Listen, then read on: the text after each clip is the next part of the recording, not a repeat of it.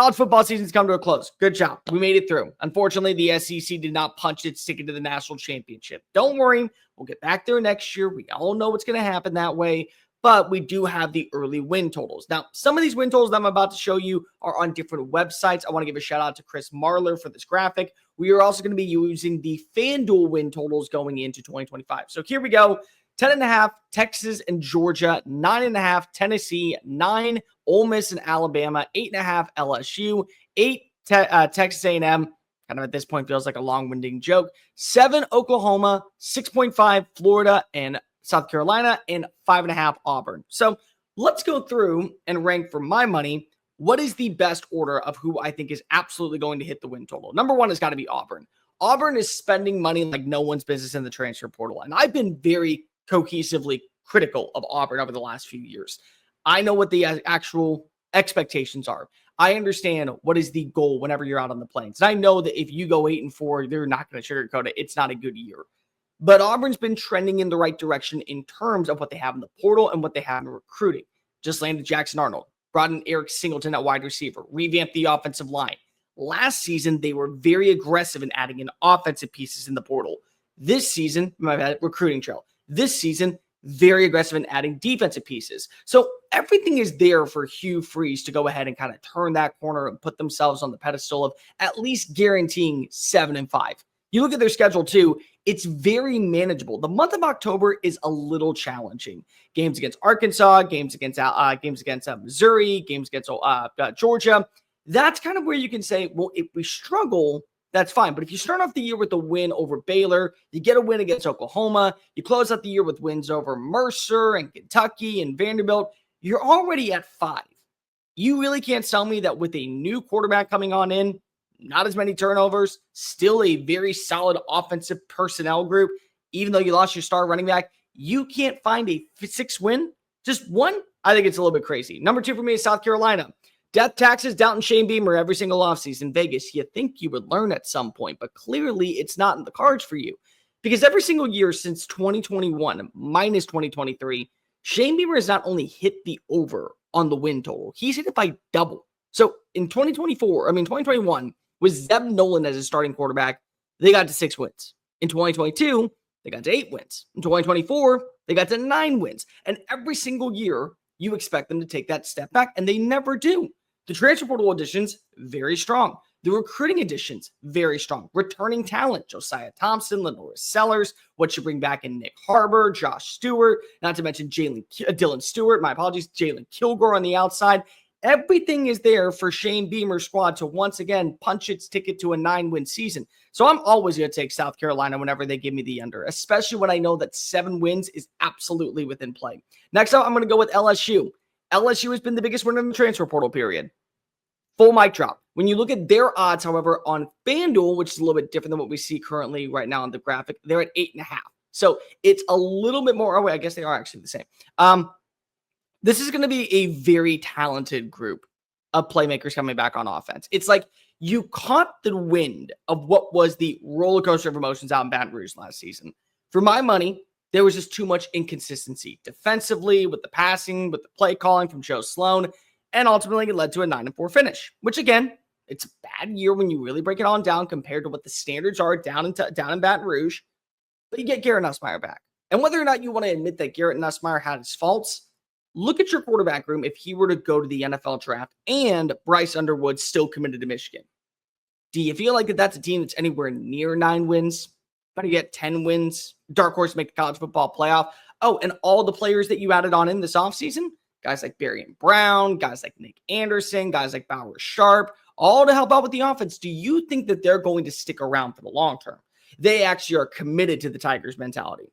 No, they want to go play with the guy that they actually believe can better their odds, and that's why they are in Baton Rouge, Louisiana. Plus, the defense is going to be a lot better. They've added in ample talent. You bring in Sadir Mitchell. You bring in Tamarcus Cooley. You bring in multiple other defensive backs. It should be a much more stable secondary. Scheduling, got to start off on the right foot. You cannot find a way to drop another season opener, whether it be in Death Valley or not, and the Death Valley that we know is all fake because Dabo Swinney likes to call it that. But still, you can't drop that game and still expect to be in that 10-win total.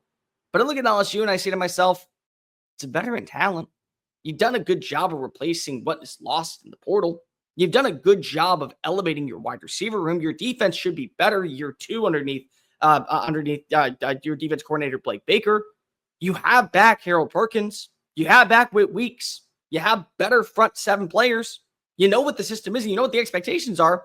Why would I be doubting a team like LSU not to be able to reach its peak? And by the way, Brian Kelly, if you didn't have that $50 million buyout, if you did not get to that 9-win total, I think you'd be hightailing on and on there and firing up the actual resume pretty soon.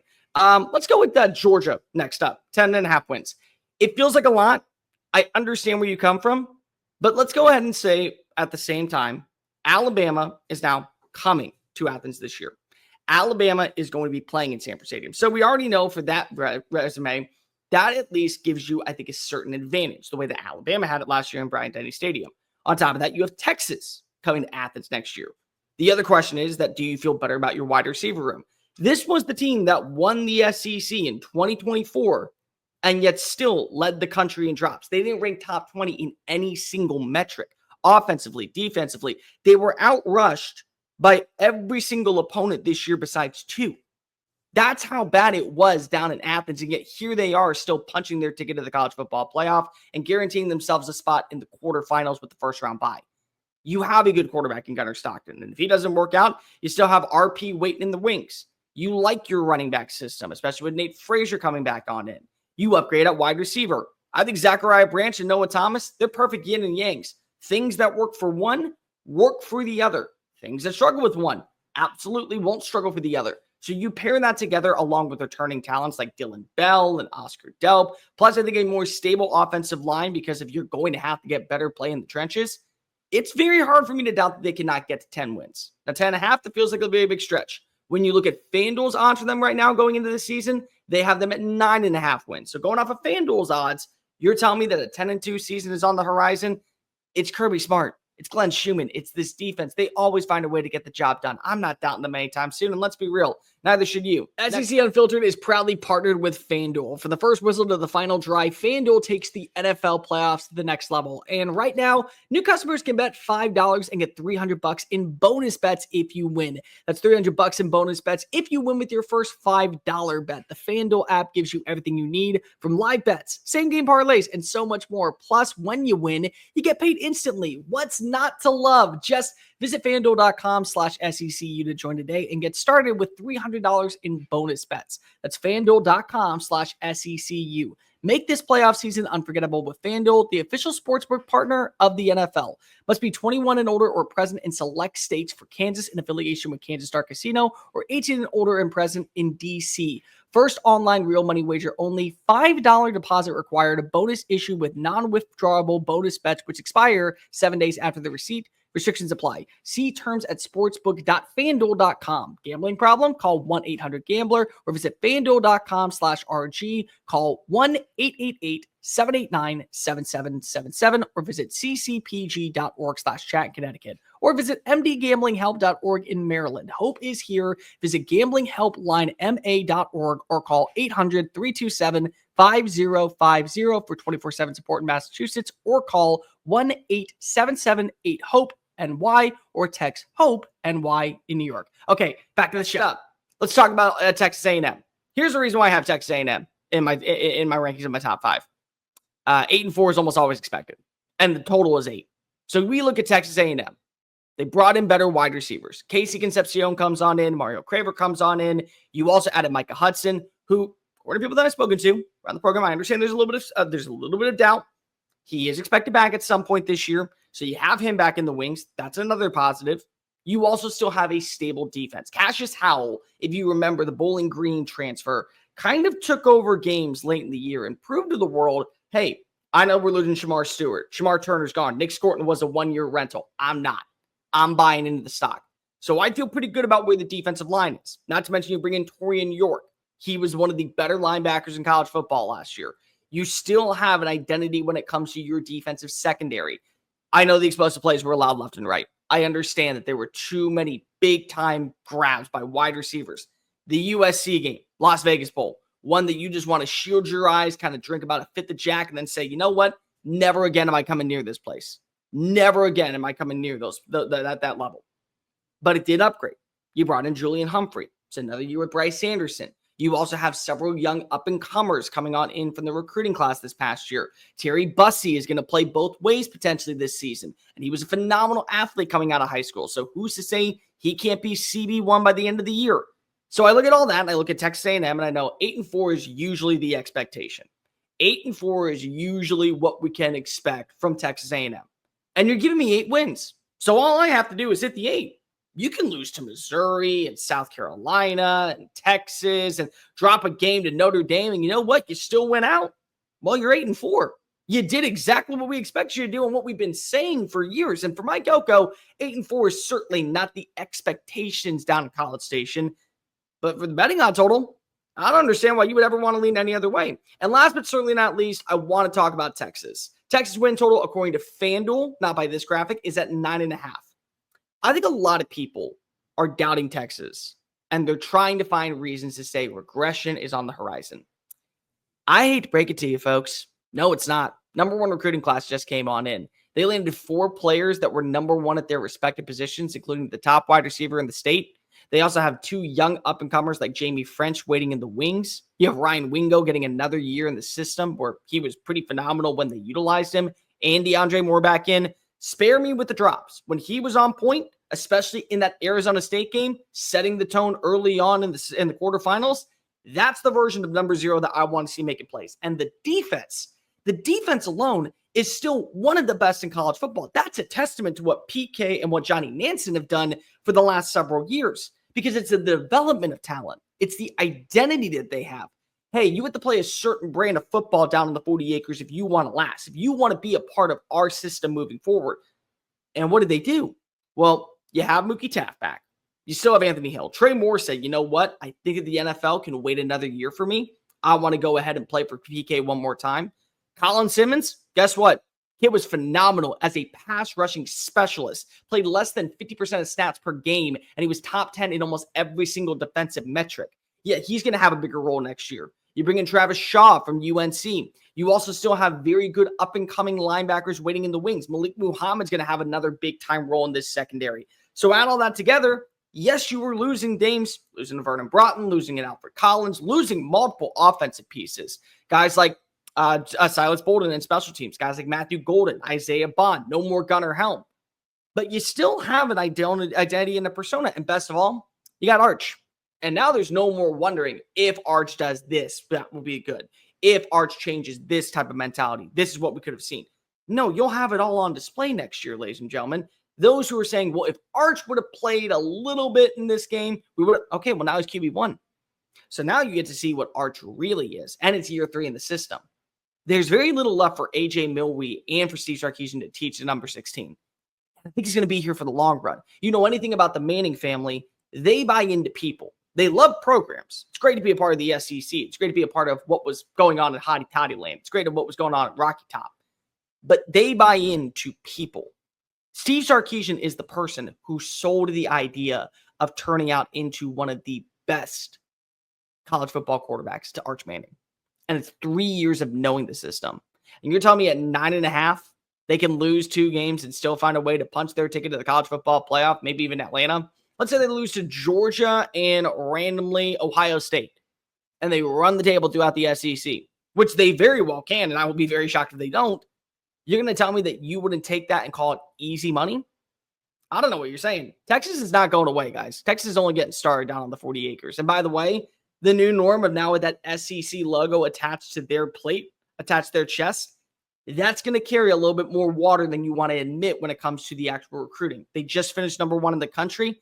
I guarantee you next year, they're not going to fall below the top 3. But those are the teams I absolutely think you got to bet on. Georgia at 9.5, Texas at 9.5, A&M at 8, South Carolina, LSU at 8.5, Auburn at 5.5, and South Carolina at 6.5. If there's one team that I was to bet against taking the under on, I want to get this out of the way now. Not trying to be the villain here, because we're going to talk about this team in a minute. We are. But I do have my hesitations on Tennessee, not only on this graphic here, but also at FanDuel. Tennessee comes in with 9.5 wins. I think Tennessee can absolutely still have the same identity, mantra, and poise to go right back to the college football playoff. They haven't done a lot in the transfer portal, but I do like some of the moves that they did bring in. They brought in Wendell Moe, the offensive lineman. He's going to be your new left guard. Sam Pendleton comes on in from Notre Dame. He started 7 games last year. Probably going to fix your right guard spot. David Sanders is going to be your starting right tackle, because he's a 5-star phenom, and if he can't beat out Lance Hurd, you're not keeping him on the bench. He is playing right away. So I think the offensive line will be better. But when you don't have that secondary punch, and right now we don't know what it is going to be. It could end up panning out. But when you don't have that secondary punch on offense, whether it's a go-to wide receiver and a stable run game, or a quick strike passing attack and good third down communication, it's really challenging to believe that you're going to turn the corner. Also, there were multiple games last year where kind of Tennessee lucked out. And that's not an insult. Tennessee earned their right to the college football playoff. So I want to make that abundantly clear. And I think that Nico Iamaleava is going to turn the corner next year. And we're going to be talking about him the way that we probably should have been in 2024, only in 2025. But I have my reserves.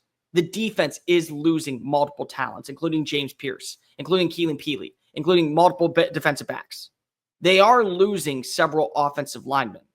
They are losing multiple running backs. And more importantly, they're losing their best asset in Dylan Sampson, who, for my money, still got duped out of not being a Doak Walker Award finalist. You're asking a lot of Nico to turn the corner. You're asking a lot for him to be that much more complete, that much further ahead in his process, his mental mentality, his makeup, his persona. And you're asking a lot of your wide receivers to step on up. Is that going to work out in the swamp when you play Florida, a team that you had to go to overtime against? Is that going to work when you go to Lexington against a Kentucky squad who may at that point of the year really have nothing to lose? You lost to Arkansas last season. Is Arkansas going to come on into Neyland and pull off the upset? What about Georgia? What's going to happen in that game? What games are you sitting here and saying, okay, guaranteed win? You tell me that right now Tennessee finds their way to get to 10 wins, absolutely would buy it. If you're telling me to go ahead and take the 9.5, I would be cautiously hammering the under. Because here's the deal. That 9.5 means I got to get 10 wins. I think that 9-3 is 100% on the table for Tennessee next year. I think absolutely they should be, without a doubt, at 9-win team. But it's that half, which means I got to lean forward a little bit, which means I got to go ahead and trust that one game that probably ended with just a little bit of luck ends up actually closing out on their terms. But that's the only one that I would say I have a little bit of hesitation on when it comes to banging the under. Oklahoma, I can get behind it. Yeah, I can probably get behind it when it comes to Florida. I can probably get behind it when it also comes to maybe even Alabama or Ole Miss for that matter. But 9.5, that line is just really, really, really rocky. I got to see more from the wide receiver room. I am excited, though, to see what happens this spring. Absolutely.